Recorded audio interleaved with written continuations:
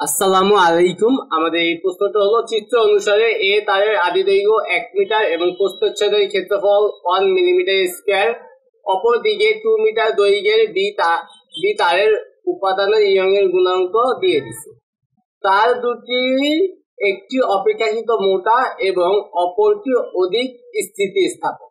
তো এইটা থেকে বোঝা যায় অধিক স্থিতিস্থাপক সে মোটা না, তাহলে কম স্থিতিস্থাপক হইলে সে কি হয়, মোটা হয়। ঠিক আছে, যেটা মোটা সেটা কিন্তু কম স্থিতিস্থাপক।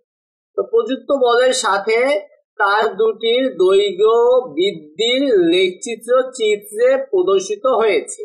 এ ও বি দুটি তারের একটি দিয়ে বড় একটি বোঝাকে বেঁধে অপর তারটি দিয়ে তা টেনে নিয়ে যাওয়া হলো, মানে একটা দিয়ে বাঁধবে আরেকটা দিয়ে টানবে।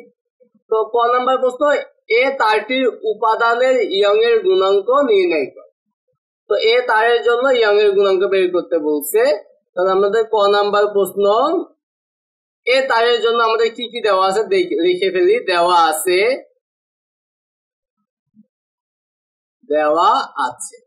তো আমাদের এখানে দেখা যায় আদি দৈর্ঘ্য দিয়ে দিছে, দেওয়া আছে আদি দৈর্ঘ্য।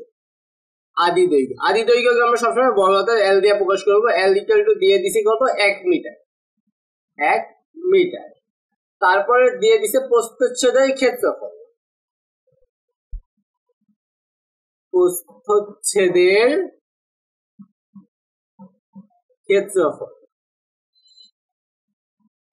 প্রস্থচ্ছেদের ক্ষেত্রফলকে আমরা এ দিয়ে প্রকাশ করব। এ দিয়ে দিছে 1 মিলিমিটার স্কয়ার। তো মিলিমিটার স্কয়ারকে মিটার স্কয়ারে নিতে গেলে 10⁻⁻6 গুণ করতে হয়। কত গুণ করতে হয়? 10⁻⁻6। তাহলে সেটা মিটার স্কয়ার থাকে। সাধারণত মিলিমিটারকে মিটারে নিতে গেলে কি করতে হয়? 1000 দিয়ে ভাগ করতে হয়। যেহেতু এটা মিলিমিটার স্কয়ার আর বানাবো মিটার স্কয়ার, তাহলে 1000 স্কয়ার দিয়ে ভাগ করব। 1000 স্কয়ার দিয়ে ভাগ করা বলতে বোঝায় 10⁶ দিয়ে ভাগ করা। আর 10⁶ দিয়ে ভাগ করা বলতে আমরা বলতে পারি 10⁻⁻6 দিয়ে গুণ করা। 10⁻⁻6 মানে কত? 10⁻6 দিয়ে ভাগ করা বুঝাইতেছে। তো আমরা মিলিমিটার স্কয়ারকে মিটার স্কয়ার নিতে গেলে 10⁻⁻6 গুণ করে দিব। তারপর চিত্র থেকে আমাদের এফ দিয়ে দিছে। ঠিক আছে, এ তারের জন্য মূলত এতটুকু হলো 1, এই দাগটা দিয়ে বুঝাইছে 1 নিউটন, এটা দিয়ে 2 নিউটন, এটা দিয়ে 3 নিউটন, এটা দিয়ে 4 নিউটন। ঠিক আছে, তো আমাদের এই চিত্রটা একদম অ্যাকুরেট ভাবে দেওয়া হয় নাই। ঠিক আছে, এই চিত্রটা হবে এমন যে আমরা যদি একটু বাড়াই দিই, এই এমন, মানে এই পর্যন্ত আসবে। তো আমাদের মূলত এফটা হইলো কত? 3 নিউটন। এফটা কত? 3 নিউটন। দেখো বলকে আমরা এফ দিয়ে প্রকাশ করি। এফ ইকুয়াল টু কত? 3 নিউটন। এবং দৈর্ঘ্য বৃদ্ধি দিয়ে দিছে ওই অক্ষ বরাবর, তো সেটা হবে 15। ঠিক আছে, আর এখানে 10⁻⁻6, 15 ইন্টু 10⁻⁻6 একক কত? মিটার। তার মানে লিখবো দৈর্ঘ্য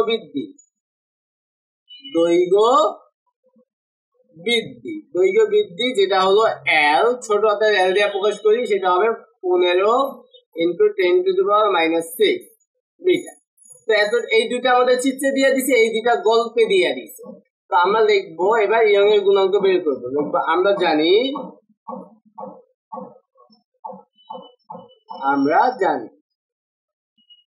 ইয়ং এর গুণাঙ্ক লিখতে পারো এ এর ইয়ং এর গুণাঙ্ককে আমরা ওয়াই দিয়ে প্রকাশ করি। ওয়াই ইকুয়াল টু, আমরা জানি সূত্রটা হলো এফ বড় হাতের এল ডিভাইডেড বাই এ ছোট হাতের এল। এই সূত্রটা আমাদের কি করতে হবে? মুখস্থ রাখতে হবে। তো এবার আমরা মানগুলো বসাই দিব। এফ এর মান ছিল 3 আর এল এর মান ছিল 1, এর মান ছিল 1 মিলিমিটার না 2 মিলিমিটার ছিল 1, তার মানে 1 ইন্টু 10⁻⁻6। আর এল এর মান আমরা দেখলাম 15 ইন্টু 10⁻6। তো এটা তোমরা হাতে কলমে বলতে পারো, ক্যালকুলেটর দিয়েও করতে পারো। এটাকে কাটলে হবে 5। 1/5 মানে 0.2। আর 10⁻6 মানে কত? 10⁻12। সেটা উপরে চলে যাবে, তার মানে 10⁻12। তাহলে এটাকে আমরা লিখতে পারি 2 ইন্টু, এই যে 0.2 লিখছি, তাহলে 2 ইন্টু 10⁻11। ঠিক আছে, আমাদের দেখি অ্যান্সারটা মিলছে কিনা। 2 ইন্টু 10⁻11, এই যে একদম পারফেক্টলি মিলে গেছে।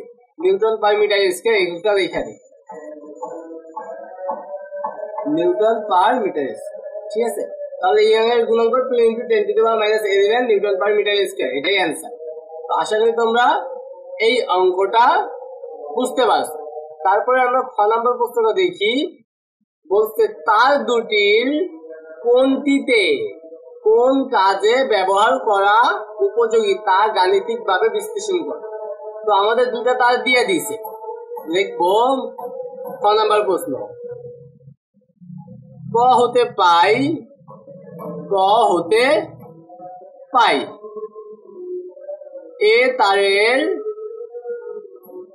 ইয়াং এর গুণাঙ্ক, ইয়াং এর গুণাঙ্ক, ইয়াং এর গুণাঙ্ক যেটাকে আমরা বলতে পারি Y A. Y A equal to কত? 2 into 10⁻11 Newton metre square.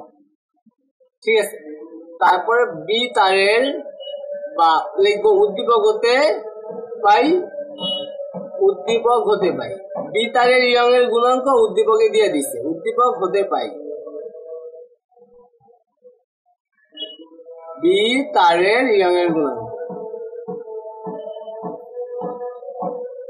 Young এর গুণাঙ্ক যেটাকে আমরা ওয়াই বি বলতে পারি। ওয়াই বি ইকুয়াল টু, প্রশ্ন দেখতে হবে,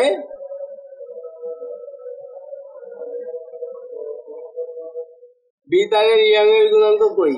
এই যে বি তারের ইয়াং এর গুণাঙ্ক 1.2 ইন্টু 10⁻11, 1.2 ইন্টু 10⁻11,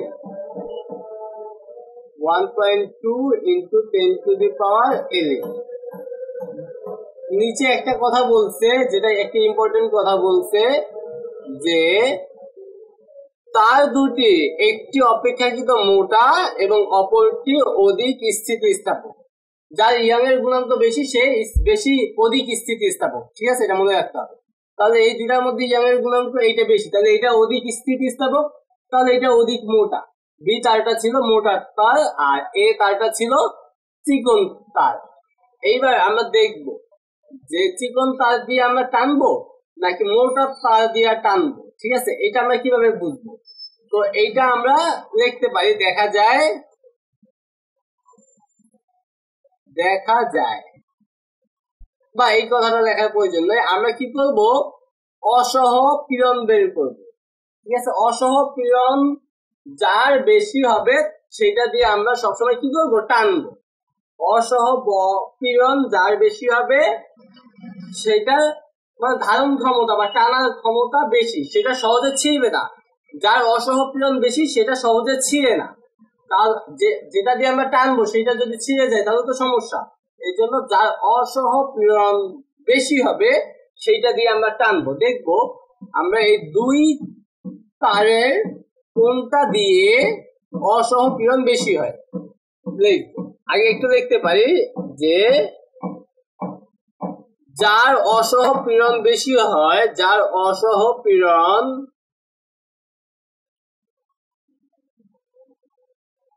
বেশি হয়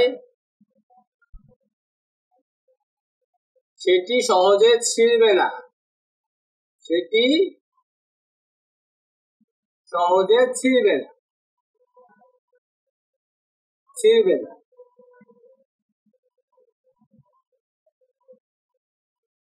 তাই সেটি দিয়ে টানা, তাই সেটি টানার কাজে ব্যবহার হবে, সেটি টানার কাজে ব্যবহার হবে, টানার কাজে ব্যবহার হবে, ব্যবহার হবে। তো আমরা উভয় ক্ষেত্রে এ তারের অসহ পীড়ন বের করবো, লিখবো এ তারের অসহ পীড়ন, এ তারের অসহ পীড়ন মানে পীড়ন, শুধু পীড়নও বলতে পারো। ঠিক আছে, সেটা হবে অসহ পীড়ন equal to Y equal to L by L. মুখস্থ রাখবা, অসহ পীড়ন কি? ওয়াই এল বাই এল, মানে ইয়াং এর গুণাঙ্কের সাথে ভিত্তিতে গুণ করলেই সেটা অসহপীড়ন। তো এ তারের ইয়াং এর গুণাঙ্ক ছিল 2 × 10⁻11, এলটা ছিল কত 15 × 10⁻6, এল ছিল 1, ঠিক আছে। তো আমরা অসহপীড়নটা বের করে ফেলি, এটা একক নিউটন পার মিটার স্কয়ারই হবে। তো এখানে গুণ করলে 15 × 30, তো আমরা দেখতে পাই নিচে 1 তো দেখার প্রয়োজন নেই, ইন্টু 10⁻11 আর -6 মানে হবে 5, যেটাকে আমরা লিখতে পারি 3 × 10⁻6 নিউটন মিটার স্কয়ার অসহপীড়ন, ঠিক আছে। এ তারের অসহপীড়ন বের করছি, এবার বি তারের অসহপীড়ন বের করব। বি তারের অসহপীড়ন equal to Y L by L. তো বি তারের ইয়াং এর গুণাঙ্ক কত ছিল 1.2 × 10⁻11, 1.2 × 10⁻11। বি তারের ছোট এল বড় এল এটা দেখতে হবে। আচ্ছা, দুইটার মনে হয় এ তারের আদি দৈর্ঘ্য এল,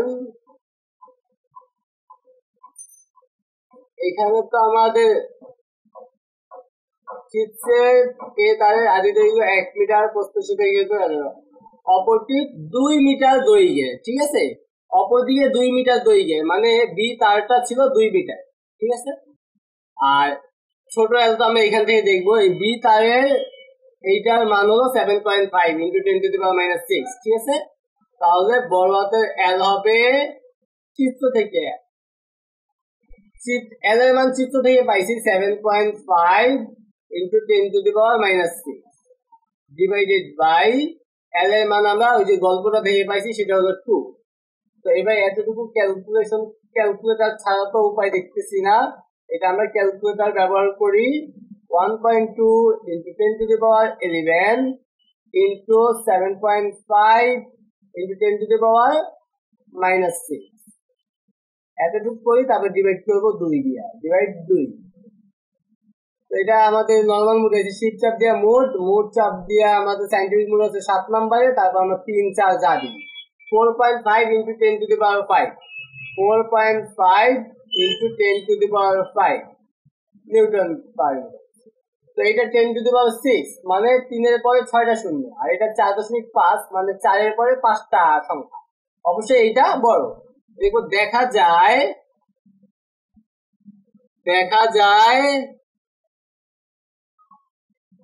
এ তারটির অসহপীড়ন বি তারের থেকে বেশি, সুতরাং বলা যায়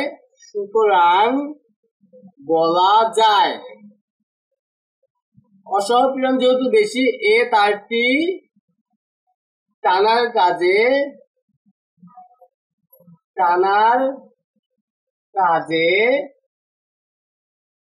ব্যবহার হবে এবং বি তারটি বোঝা বাঁধার কাজে ব্যবহৃত